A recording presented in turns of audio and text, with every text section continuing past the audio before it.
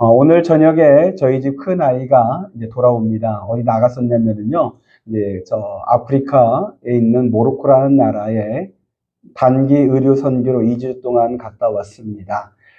이제 오늘 저녁에 돌아오는데, 그런데 이제 그곳에서 매일같이 소식이 전해져 왔었습니다. 문자로 전해오는데, 그 소식을 볼 때 제가 좀 놀랐어요. 어, 이제 의료 선교팀이 간 곳은 모로코에 이제 지진이 난 곳이 있는데, 이제 그것이 산골이고 외지입니다. 근데 그곳에 찾아가서 그곳에서 이제 한 방으로 침으로 섬기고 또 약을 또 공급해주고 또 마사지를 이렇게 하면서 섬겼다고 합니다. 그러면서 이제 사람들에게 복음을 전하였는데 많은 사람들이 이 의료 선교팀을 좋아하고 그들이 전한 복음을 받아들여서 예수님을 나의 구주로 믿겠다라고 그렇게 고백하는 사람들이 한 마을에 대여섯 명씩 그렇게 나오더라는 거예요. 여러분, 모로코는 여러분 잘 알다시피 이슬람 지역입니다. 우리 선교팀이 갔을 때 정부 당국에서 방해도 하고 제지도 해서 어려움도 많이 있었는데 또 그곳에서 예수 믿는다는 것이 어떤 위험이 있다는 것을 사람들이 알 텐데도 많은 사람들이 예수를 믿겠다라고 고백하고 그렇게 결단했다는 거 정말 놀라운 소식입니다. 제가 놀라운 것은 이런 결실도 놀라는 것도 있겠지만은, 그러나 복음을 전하는 그들의 열정이 한번 놀라고, 그리고, 복음을 전하는 데는 의류 선교가 좀 좋겠구나라는 것을 다시 한번 깨달았습니다. 그럼 따지고 보면은 사실 예수님도요, 복음을 전할 때 의류 선교하신 거죠. 많은 병자들을 고치셨잖아요. 귀신도 쫓아내시고 심지어 죽은 자도 살리시면서 사람들에게 그들을 필요한 것을 공급해 주면서 섬기면서 복음을 전했습니다. 우리 양문교회도 이런 의료 선교의 역사가 일어나기를 소망합니다. 이 마을 주민들 아파서 병원 가기 전에 와서 먼저 기도하고 가서 치료받고 병원 가서 치료받을 때 더 잘 치료되는 그런 은혜의 역사가 우리 양문교회에서 일어나기를 소망합니다. 자, 다시 예수님께로 우리가 한번 돌아가 보도록 하겠습니다. 오늘 30절 말씀에 보면은 예수님과 제자들이 갈릴리로 다시 돌아옵니다. 근데 갈릴리로 돌아오시는 이제 그 내용은 그 이전에는 갈릴리 있지 아니하고 갈릴리 그 위쪽에 이방 땅에 그쪽으로 예수님이 가셨었습니다. 이방 지역에 다니시면서 예수님께서 많은 활동을 하셨었죠. 귀신 들린 아이를 고쳐주셨고 또 귀먹고 말 더듬는 사람에게 에바다 선포하시면서 그의 병을 고쳐주셨습니다. 그리고 또 떡 7개와 물고기 5개로 4,000명이나 되는 사람들을 먹이셨고요. 또 변화산 아래에서는 할 수 있거든 내 아이를 좀 고쳐달라고 했던 아이 아버지의 그 믿음 없는 말에도 불구하고 예수님이 아이를 치료하시고 고쳐주셨습니다. 예수님은 이방인 땅에서도 의료 선교로 사람들을 섬기면서 치료하면서 복음을 전했습니다. 이제 예수님이 이방인 땅에서 이제 돌아와서 갈릴리로 왔습니다. 이제 이 갈릴리 돌아와서 오늘 말씀을 우리가 보는데요. 오늘 말씀의 주제는요, 섬김입니다. 특히 섬김과 복음이 하나로 연결됨을 말씀드리려고 합니다. 저와 여러분들이 복음에 담겨져 있는 섬김의 메시지를 우리가 듣고 예수님께서 원하시는 그런 섬기는 자가 되실 수 있게 되기를 간절히 바랍니다. 자, 우리 31절의 말씀을 다 같이 보겠습니다. 31절이요. 시작. 이는 제자들을 가르치시며 또 인자가 사람들의 손에 넘겨져 죽임을 당하고 죽은 지 3일 만에 살아나리라는 것을 말씀하셨기 때문이더라. 자, 예수님께서 제자들에게 예수님의 죽임 당하고 그리고 3일 만에 부활할 것을 말씀하셨습니다.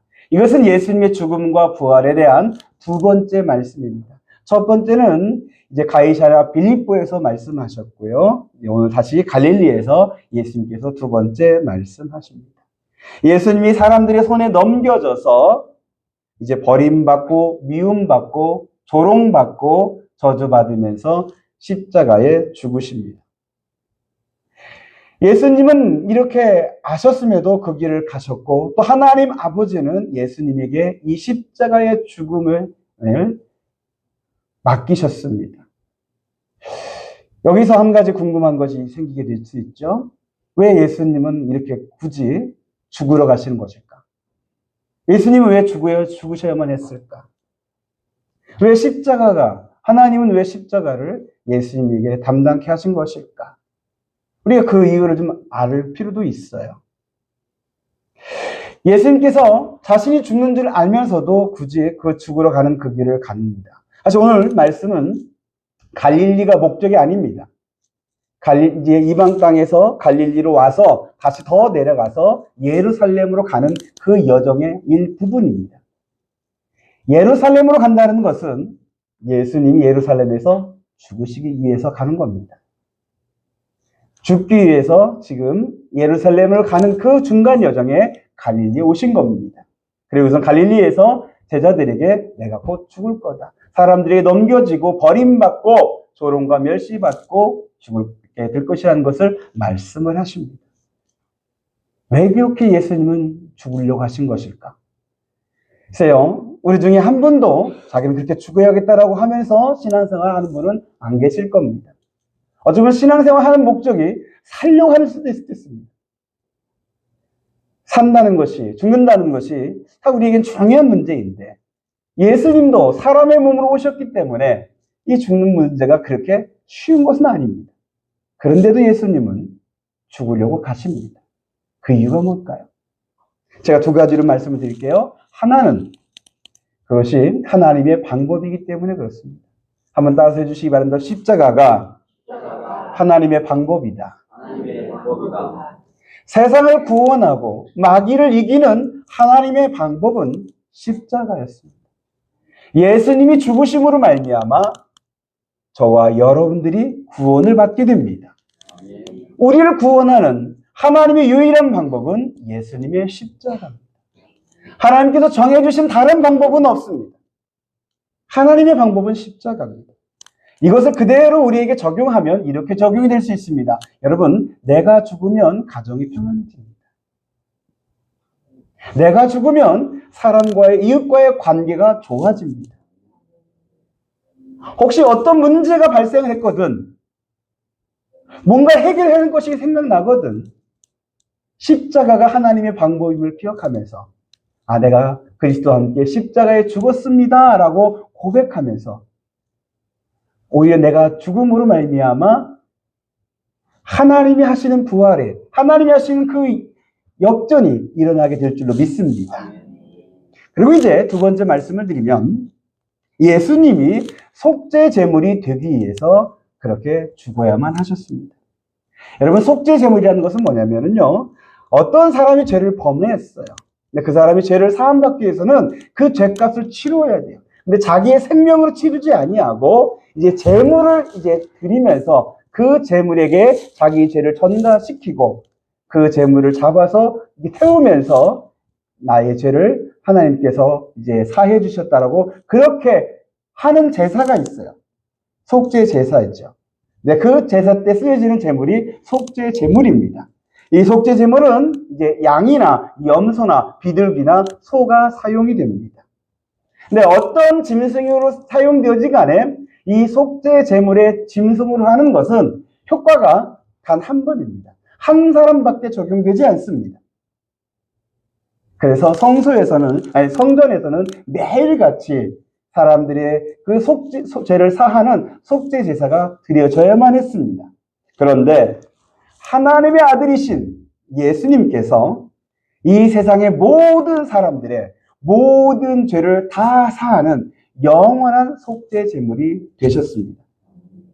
이 속죄 제물이 되기 위해서 예수님께서 그렇게 어린 양처럼 죽으셔야 했던 것입니다.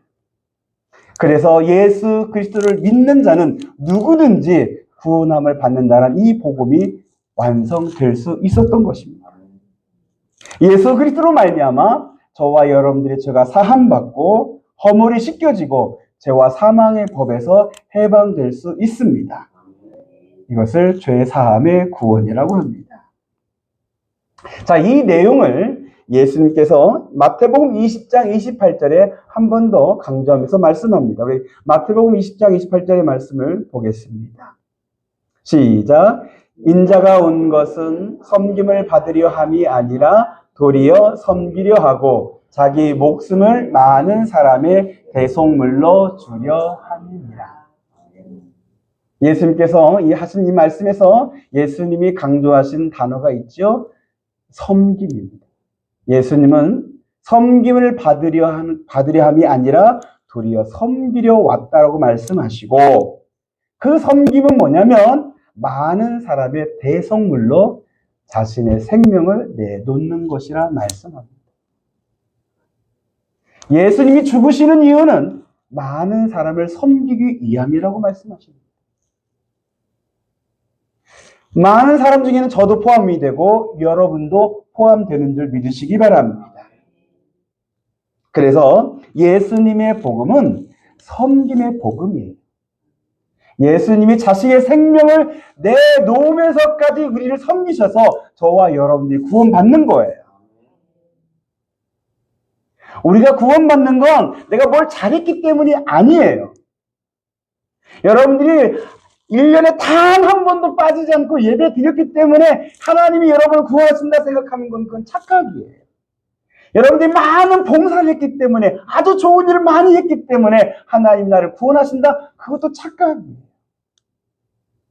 여러분이 구원받는 것은 예수님께서 자신의 생명으로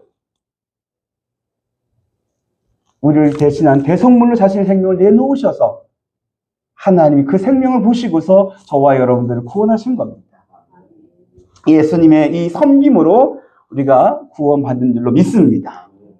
복음에는 예수님의 섬김이 담겨 있다는 것을 기억해 주시기를 바랍니다. 자, 그러면서 이제 32절의 말씀에 보면은, 여러분 32절 한번 볼까요? 32절.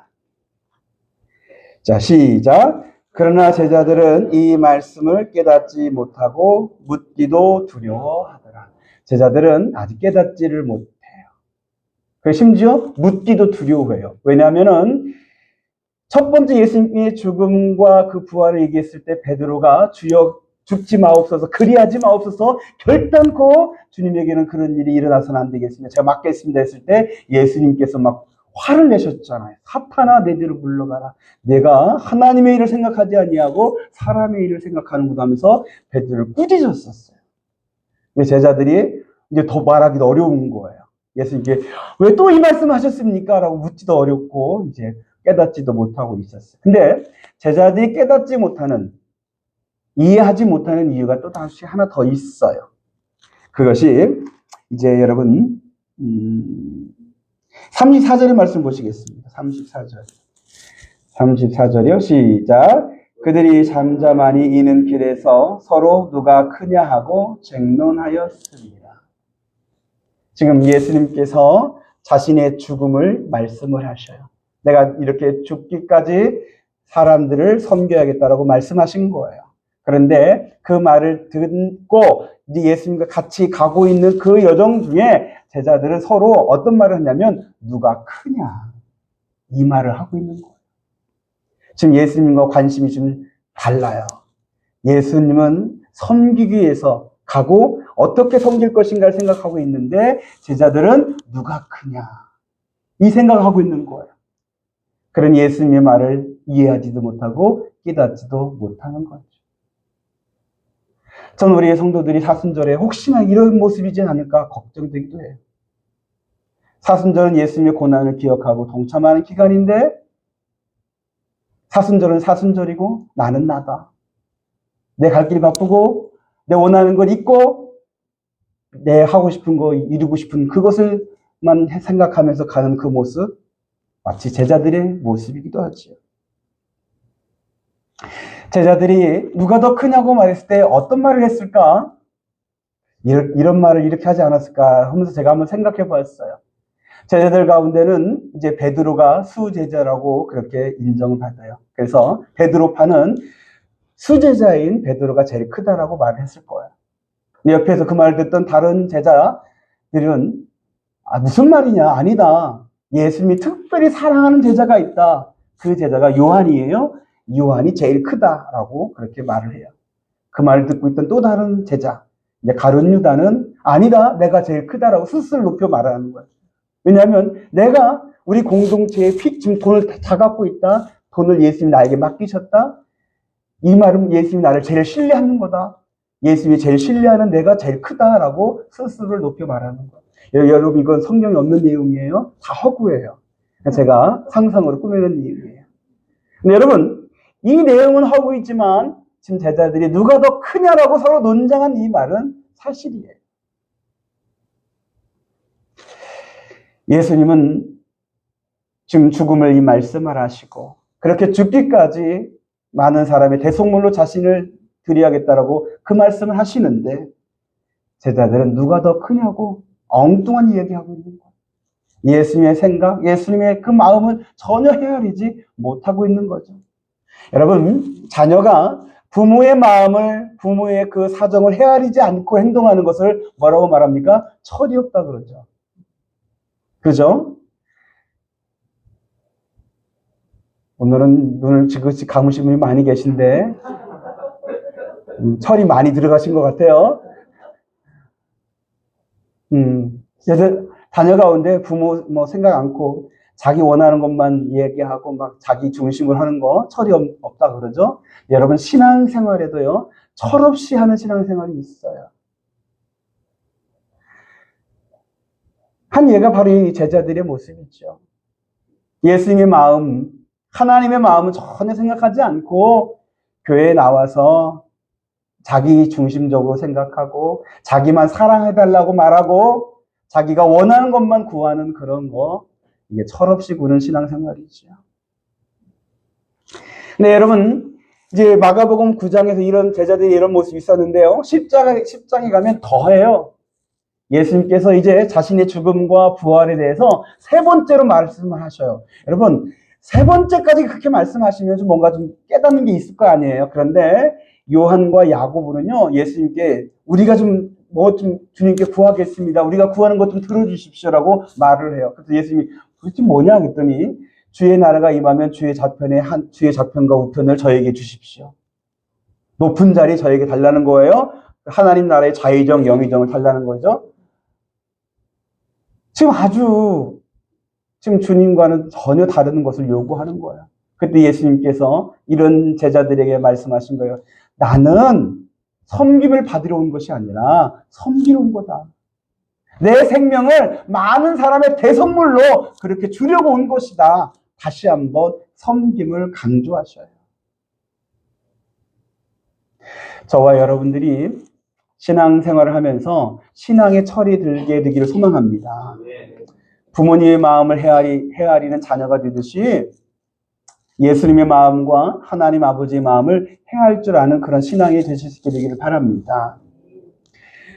지난 주 중에 제가 재미있는 이야기를 하나 들었어요. 저희 후배 목사님이 계신데 여자 목사님이셔요.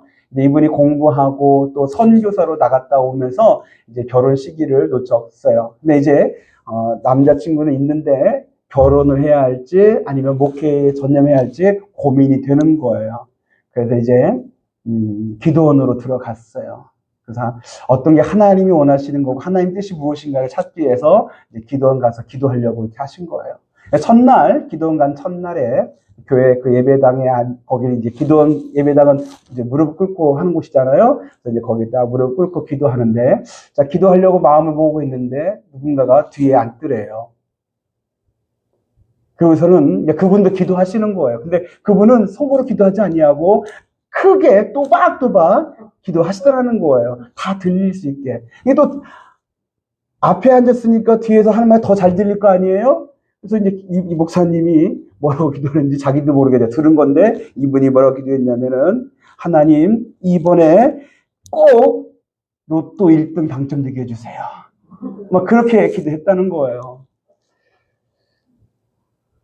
그래서 이 말을 들은 저희 다른 목사님은 자기가 로또 1등이 안 된 이유가 있구나. 난 이런 기도 안 해봤다고 하는데 이 후배 목사님은 그 기도 듣고 너무 웃겨서 기도가 제대로 자기 기도가 안 됐고 혹시 자기가 지금 이렇게 기도하는 건 아닌가라는 그런 자기를 돌아보는 계기가 되었다고 합니다. 네, 사실 우리는 이렇게 노골적으로 기도하진 않죠. 여러분들 중에 혹시 그렇게 기도하신 분 계신가요? 이번에 꼭 1등 되게 해달라고. 1등 너무 과하면 2등이라도 되게 해달라고 뭐 그렇게 하시는 분 계신가요? 뭐 그렇게 노골적으로 안 하지만 그렇다고 우리가 주님의 마음을 헤아리는 그런 모습으로 신앙생활하는 것 또한 아닌 것 같아요.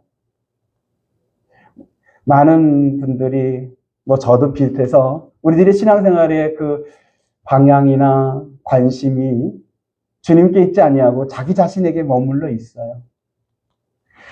그게 당연할 수도 있겠죠. 사람이 본능이니까, 본성이니까. 근데 여러분, 지금 사순절 기간입니다. 사순절 기간만큼은 예수님이 어떤 마음이신가?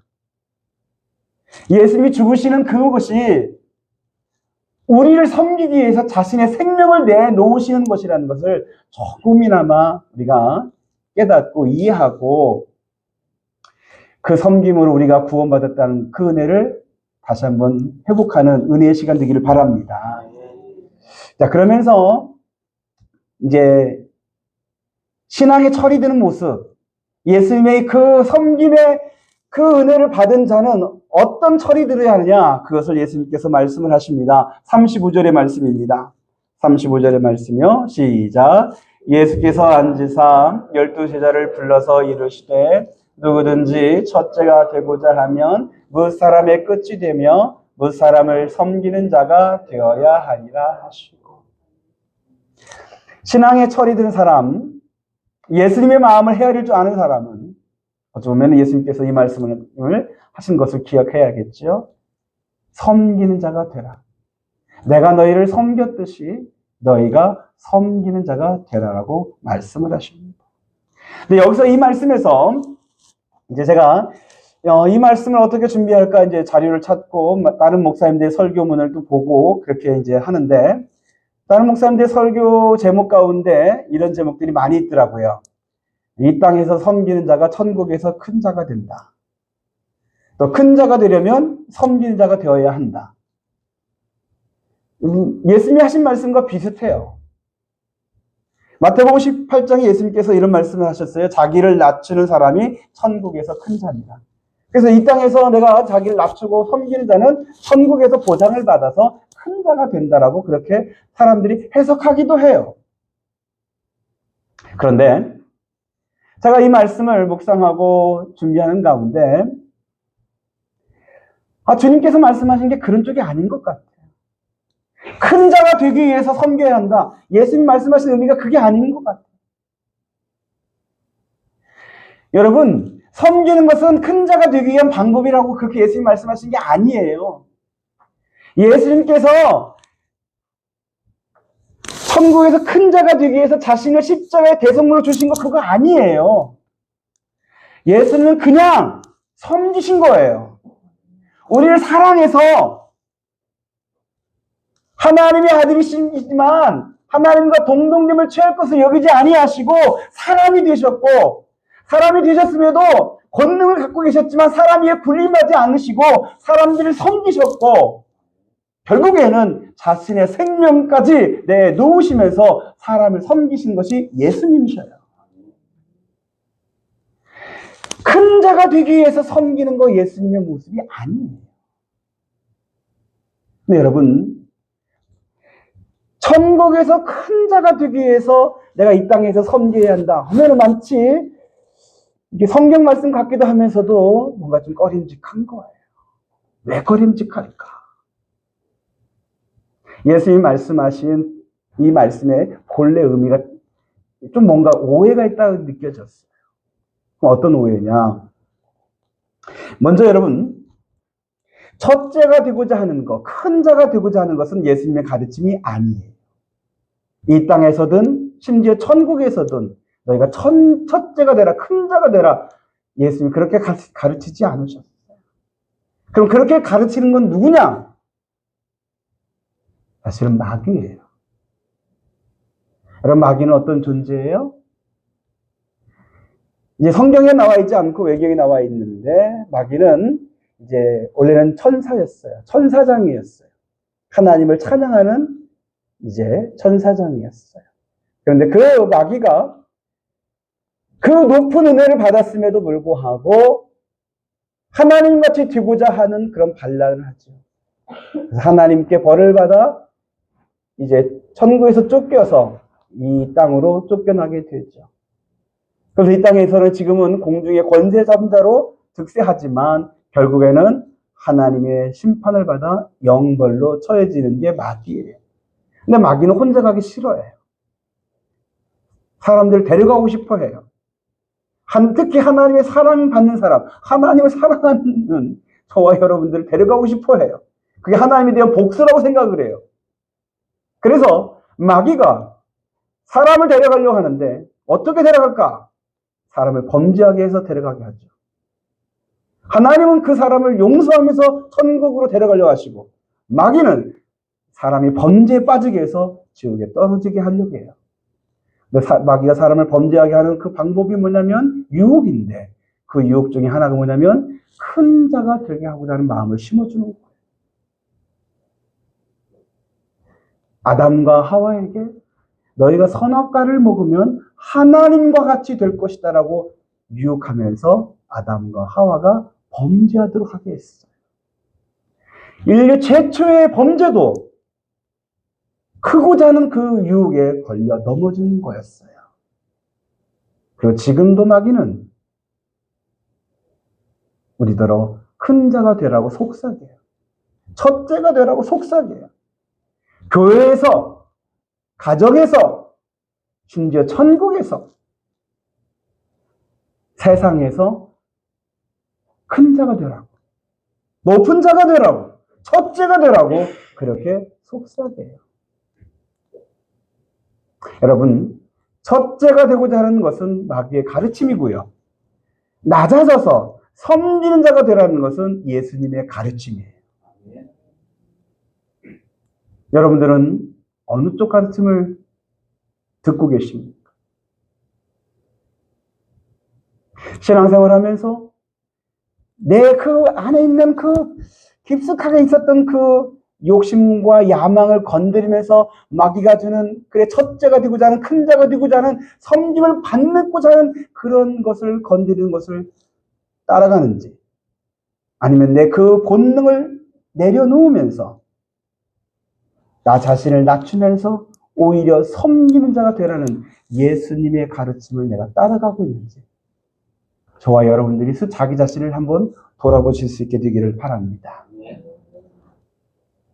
여러분, 부흥하는 교회는 특징이 여러 가지가 있어요. 이번에 제가 대전에 제가 부목사로 잠깐 있었던 교회 목사님을 배웠어요. 그 교회에 제가 처음 갔을 때가 지금부터 한 15년 전인가요? 좀 되었을 때 그때 그 상가 건물 지하에서 한 400명 정도 모였어요. 상가 지하라니까 작은 교회 생각하는데 아니에요. 그때도 이미 컸었어요. 400명 정도 모였어요. 그런데 지금은 1600명 정도 모인대요. 안 놀려셔도 괜찮아요. 우리 교회도 그렇게 될 거라고 여러분들이 믿기 때문에 그 정도쯤이야 생각하시겠죠? 근데 여러분 10년 만에 그렇게 요즘 같은 시대에 그렇게 부흥하는 교회 흔치 않아요. 근데 제가 그 교회에서 봤을 때 이 교회가 부흥하는 이유가 무엇일까 생각할 때가 많이 있었죠. 근데 그 중에 하나 사람들의 얼굴이 참 밝아요. 예배 끝나고 나서 부흥하는 교회 성도들의 모습은 얼굴이 환해요. 말씀의 은혜 많이 받은 그 모습이에요. 전 여러분들 예배 나갈 때 표정 보고 싶어요. 환한 모습 되기를 소망합니다. 감사합니다. 그리고 또 하나는요, 섬기려고 해요. 그 교회가 도심 한가운데 있다 보니까 매주마다 주차 문제 때문에 어려워요. 근데 그 주차 안내를 누가 하냐면 그 교회 장로님들이 하셔요. 누가 지목해서가 아니라 장로님이 스스로 하시는 거예요. 화장실 청소 권사님들이 하셔요. 예배 끝나고 예배당 가기 다 바쁜데 남아서 떨어진 휴지 줍고 정리정돈하는 거 성도들이 다 자발적으로 하셔요. 교회 주변에 나 있는 풀을 알아서 다 뽑으시고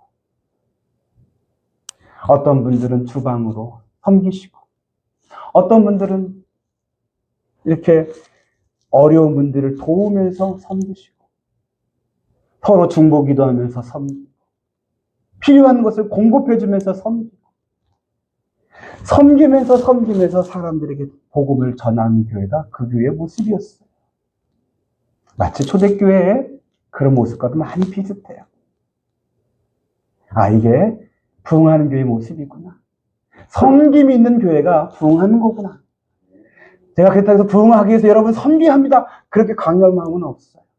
그러나 신앙의 본질이 섬김이에요. 복음의 본질이 섬김이에요.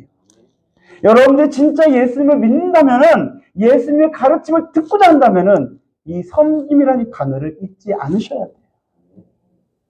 아, 나는 선천적으로 그거 잘 못해요. 한다면은, 나를 내려놓고 주님이 내 안에 역사하시도록 기도하시면서, 주님이 그렇게 섬기며 사셨듯이, 우리 양문교회에서 여러분들 신앙생활 할 때 어떻게 섬길 것인가를 고민하시고, 눈에 보이는 것 그것을 다른 사람에게 할까, 다른 사람이 하겠지라고 생각하지 마시고, 아, 주님이 내가 이렇게 섬기라고 내 눈에 자꾸 띄게 하시는구나. 저 쓰레기 내가 주워야지. 저 풀 내가 뽑아야지. 화장실 더러운 거 내가 청소해야지. 아멘은 안 하시는데 괜찮아. 누군가는 하실 거라고 좀 믿어. 우리 양문교회 섬기는 교회가 될 줄 믿습니다. 이제 근데 여러분 섬기는 게 제가 이렇게 말했을 때 여러분들이 교회에서만 잘 섬기면 되겠지라고 생각하시는 거 아니에요. 그러면 오산이에요. 예수님이 말씀하신 섬김은 교회에서만이 아니죠. 사실 우리 삶 전체에서 섬겨야 한다는 것을 말씀하시는 거예요. 그래서 예수님께서 37절에 이런 말씀을 하셨어요. 37절 보겠습니다. 시작. 누구든지 내 이름으로 이런 어린아이 하나를 영접하면 곧 나를 영접하며, 누구든지 나를 영접하면 나를 영접함이 아니요 나를 보내신 이를 영접합니다. 어린아이 하나를 영접하는 것이, 다시 말해서 어린아이 하나를까지도 섬기는 것이 나를 섬기는 거다라고 말씀하신 거고, 더 나아가서 나를 보내신 하나님 아버지를 섬기는 거다라고 말씀하셔요. 이와 비슷한 말씀이 마태복음 25장에 있는데요. 여기서 예수님께서 이런 말씀을 하셔요. 양과 염소의 비유를 하셔요. 이거 아시는 분도 아시겠지만 제가 다시 한 말씀을 드릴게요. 예수님께서 양과 염소가 있는데 양의 무리의 성도들, 염소 무리의 성도들이 있는 거예요. 근데 양은 영생에 들어가게 하시고 염소는 영벌에 처한다 하셔요. 근데 이 양과 염소의 차이는 뭐냐면, 양은 예수님을 잘 섬겼고 염소는 예수님을 섬기지 않았다는 거예요. 양은 예수님이 줄일 때 먹을 것을 주었고, 목마를 때 마시게 하였고, 나그네 되었을 때 영접하였고, 헐벗었을 때 옷을 입혔고, 병들었을 때 돌보아 주었고, 옥에 갇혔을 때 와서 보았다라고 말씀해요. 그랬더니 이 양에 속해 있는 사람들이 말합니다. 우리가 언제 그렇게 했습니까? 라고 물었습니다. 우리가 주님을 그렇게 섬긴 적이 없어요. 라고 묻는 거예요. 그랬더니 예수님께서 말씀하십니다. 아주 유명한 말씀이에요. 지극히 작은 자에게 한 것이 곧 내게 한 것이다. 지극히 작은 자에게 한 것이 곧 내게 한 것이다. 이 말씀을 기억하시기 바랍니다. 사랑하는 성도 여러분, 예수님의 고난을 우리가 기억하고 동참하는 사순절에 저와 여러분들의 신앙의 철이 들기를 소망합니다. 이 사순절에 염소처럼 되지 마시고 양이 되실 수 있게 되기를 바라요. 예수님을 잘 섬기는 그리스도인 되어 주십시오. 지극히 작은 자에게 주의 이름으로 사랑하고 돌보고 필요한 것을 공급해 주면서 또 그를 위해 중보기도 해주면서 섬기는 그 모습이 양의 모습이었어요. 그 모습이 저의 모습이요 여러분들의 모습 되기를 우리 주 예수 그리스도의 이름으로 축복합니다.